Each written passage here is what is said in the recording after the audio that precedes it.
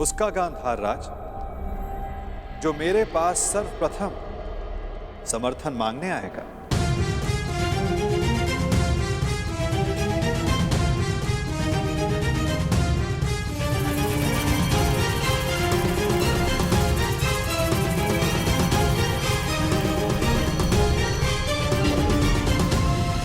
आगे बढ़ो दुर्योधन।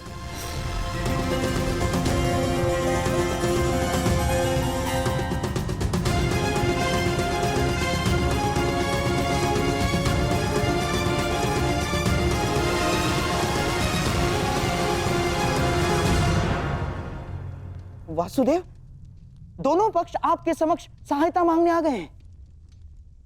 बताइए, आप किसका पक्ष लेंगे?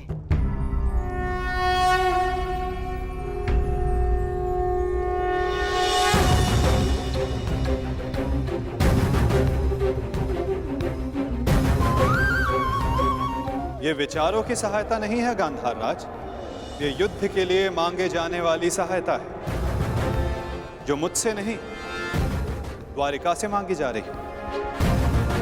ये हस्तिनापुर और इंद्रप्रस्थ का विवाद, इसलिए धर्म के नाते दोनों राज्यों के प्रतिनिधि को द्वारिका आना होगा।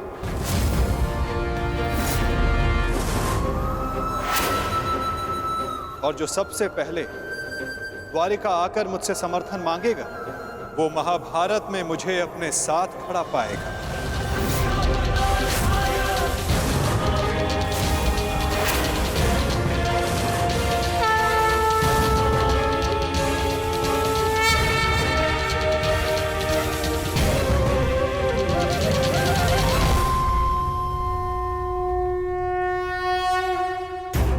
कुछ समय पूर्व कन्या पक्ष की ओर से आपने मुझे कुछ भेंट दी थी गांधार राज।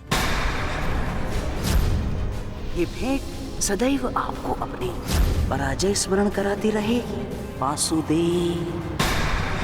परंतु अब उसकी कोई आवश्यकता नहीं, क्योंकि युद्ध में सम्मिलित होने के बाद उन पासों का मेरे लिए कोई महत्व नहीं रह जाता।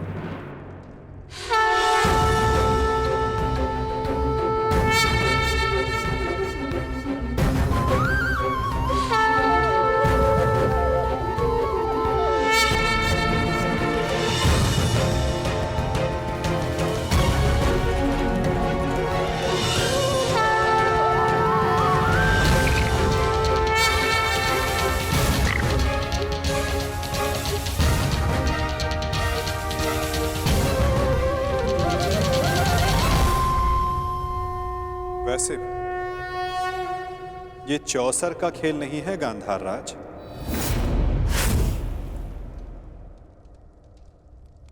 ये एक महायुद्ध है जिसके अंक केवल पौ 12 तक सीमित नहीं रहने वाले। ये खेल बहुत बड़ा होगा जिसका आरंभ शंखनाद से होगा और अंत शस्त्र संधान से।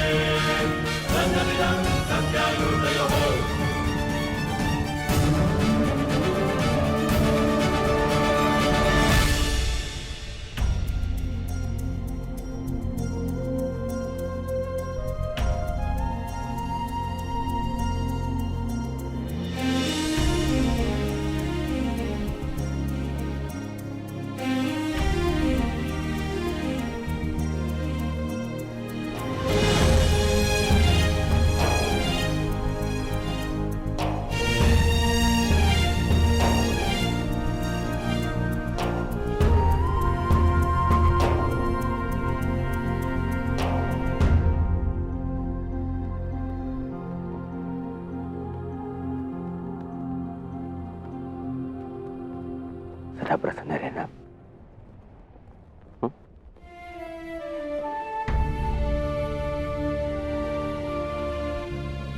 तुम्हें उसकी चिंता करने की कोई आवश्यकता नहीं है युवराज दुर्योधन।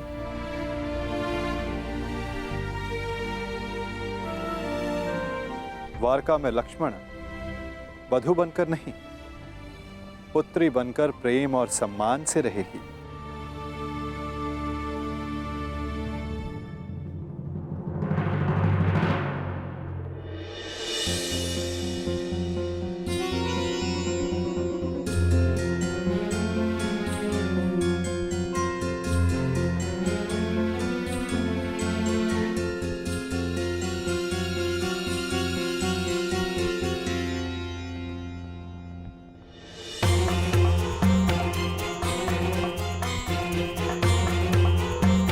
लगता है दुर्योधन विवाह की रीतियों को पूर्ण करने में थोड़ा संकोच कर रहा है। विदा के समय कन्या का पिता वर के पिता के समक्ष हाथ जोड़कर उन्हें प्रणाम करता है और वासुदेव को प्रणाम करें। कदाचित ये दुर्योधन के लिए संभव नहीं।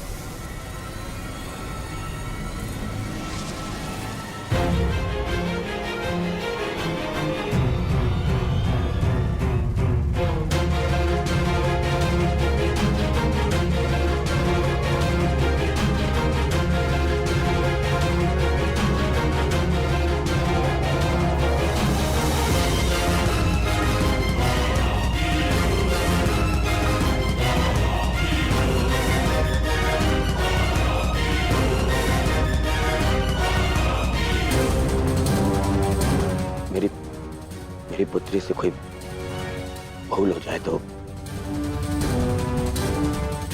उसे क्षमा कर दीजिएगा।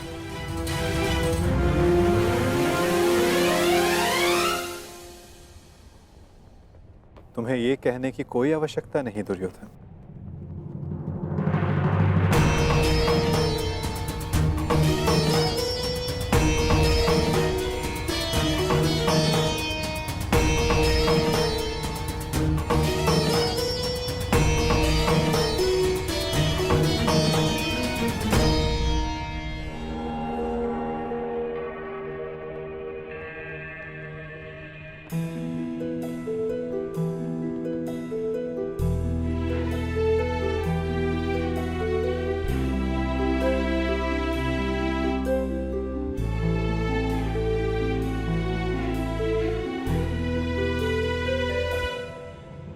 सदा सौभाग्यवती भव।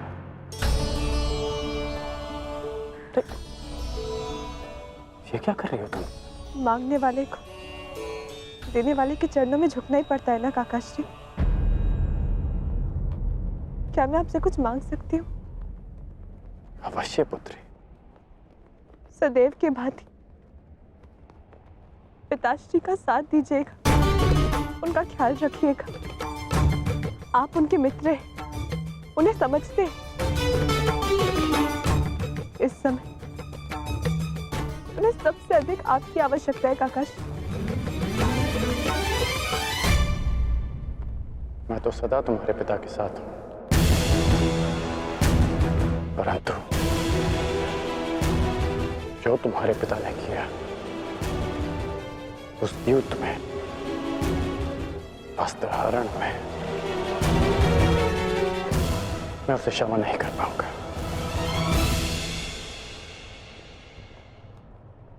आपको उन्हें क्षमा करने की कोई आवश्यकता नहीं, परंतु पिताश्री को आपकी आवश्यकता है काकाश्री। उन्होंने जो भी किया उसके लिए आप उन्हें क्षमा मत कीजिए, परंतु केवल मेरे लिए, अपनी मित्रता के नाते